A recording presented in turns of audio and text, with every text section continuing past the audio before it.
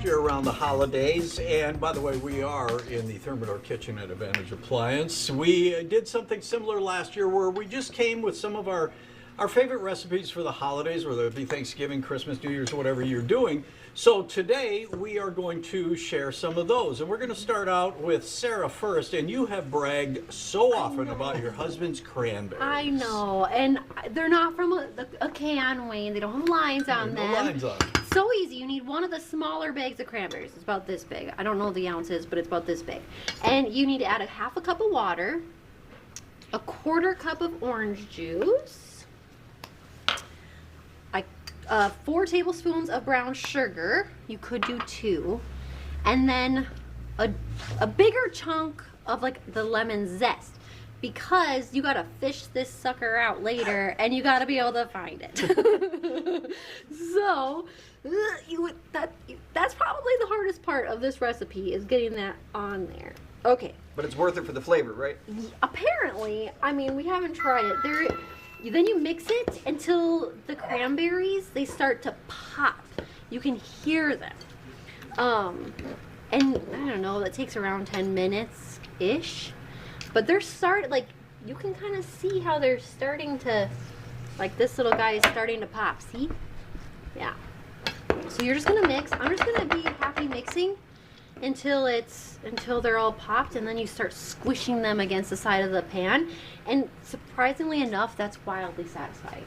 I don't know, that just might be me, but So while you keep stirring, Wayne's melting some butter, right? No, not some butter. This is some almond bark. And what we're going to be making today, it's very, very simple, only I have never done this before, so bear with me. It is called reindeer crack because it is so good. And I will tell you, right now I've got the almond bark in the microwave. You have to melt it at about 50%. So I got a cup of Chex, regular rice Chex, 2 cups of salted pretzels. See where I'm going here? This is going to be good. Making trail mix here? A little step up from trail mix. This is 2 cups of bugles. If you haven't had a bugle in a while, you've got to try them. Those are so delicious. Here, put it on your finger. Who will notice that it'll be a little less than 2 cups? You can't eat it like that. Oh. You gotta eat it like that. Put it on your finger. It's already gone. All right, I've got 2 cups of Fritos. Oh, Fritos are my favorite. Fritos. I'm going to save the M&Ms for last. We've got 1 cup of roasted peanuts. And then the M&Ms go on top. Then you take your melted almond bark, which I melted at 50% for about 3.5 minutes. Did a whole package of that. A whole package? Whole package. There's a lot of almond bark in there. There is. But you pour it in here, and then eventually we are going to stir it all in. And ideally you let it cool on parchment paper or something like that and break it apart. But what I'm going to do here, and I'm almost out of time for my segment, but we're going to mix it up while Jacob is doing his pumpkin bread. Yes, I'm going to be making pumpkin bread. This is something my family and I would always make for Thanksgiving, bring it to our family's Thanksgiving dinner. So if you haven't had your notebook out already to write down the recipes for Wayne's and Sarah's, here's what we've got going into our mixing bowl. We got 2 1/4 cups of sugar, pre-measured here so that we could save some time, 3 eggs, and we're going to beat this up. There's going to be 4 separate steps where we're mixing or beating these ingredients together. So first we need the sugar and the eggs to get mixed together. Make that a nice smooth consistency. But there's pictures of me making pumpkin bread as young as I can remember. So this is something that was a yearly tradition. For this year, Xavier, my son, helped me out just a little bit with the pumpkin bread that we can taste a little bit later. But the main, obviously, key ingredient is going to be a can of pumpkin, 15-ounce can for this size of the recipe. So we're going to scoop all of that in and then get it all mixed up.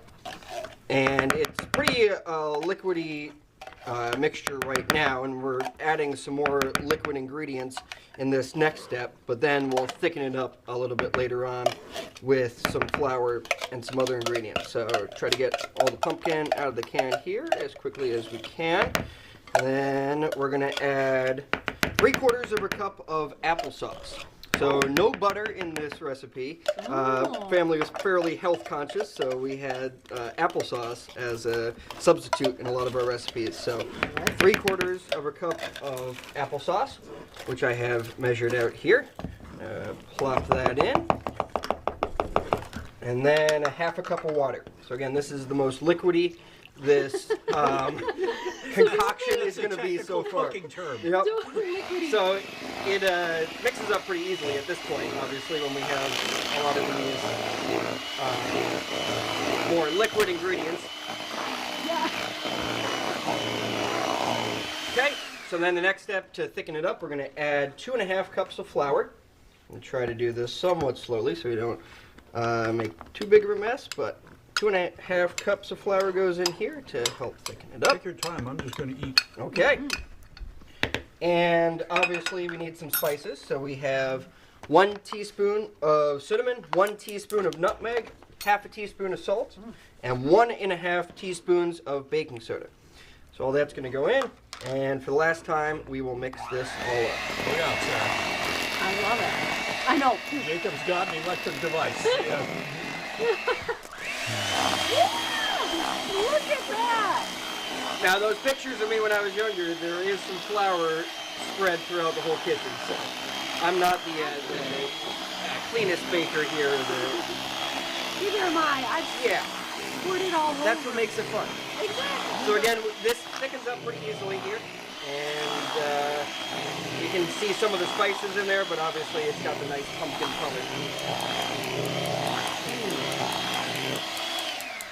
So final step, we will get our baking pan, grease that up, and then pour it in. And it will go in the oven at 350 for 1 hour. I usually check it at 45 minutes just to make sure it's not getting too burnt. But then usually fill it up about a little more than halfway because it does rise a little bit. And then, just like I said, So into that's the oven. enough for like 2? Yes. Okay. Yeah, and this is half of my grandma's recipe. Oh my Usually there's 4 or 5 loaves of this that is I love made. it. So we'll cut a slice here. I'm and gonna we can try. enjoy some. That's delicious, Wayne. That is really good, and it's very, very simple as long as you know how long to microwave it. Then I got lucky. I got to be honest with you because Great. Lene said if you do it too long, it's going to Thank turn you. rock hard. Here's a spoon. Thank you. Okay, so this has to cool because this is like molten lava. But see how I was saying about how you got to pick out the rind? Yeah, you got to be able to find it, but try it. Okay. Now, Cranberries are some of my favorites at Thanksgiving. I like it on Homemade. turkey. Oh, Just like I that's really can. good. That's impressive for how quickly you made that. I know. You would never Good know. job. And then I Awesome gotta try a stuff. chunk of this. Yep. Break Break it off down. a bit of that slice. Thank you. I think we're about 10 minutes over. We're having fun That's here. delicious. I You love don't it. see Jacob baking that often. So. And you won't see Wayne again until next year. All right, that'll do it. We're reporting from the Thermidor Kitchen at Advantage Appliance. Happy Thanksgiving, happy Christmas, Merry Christmas, happy holidays, everyone. We're taking a break.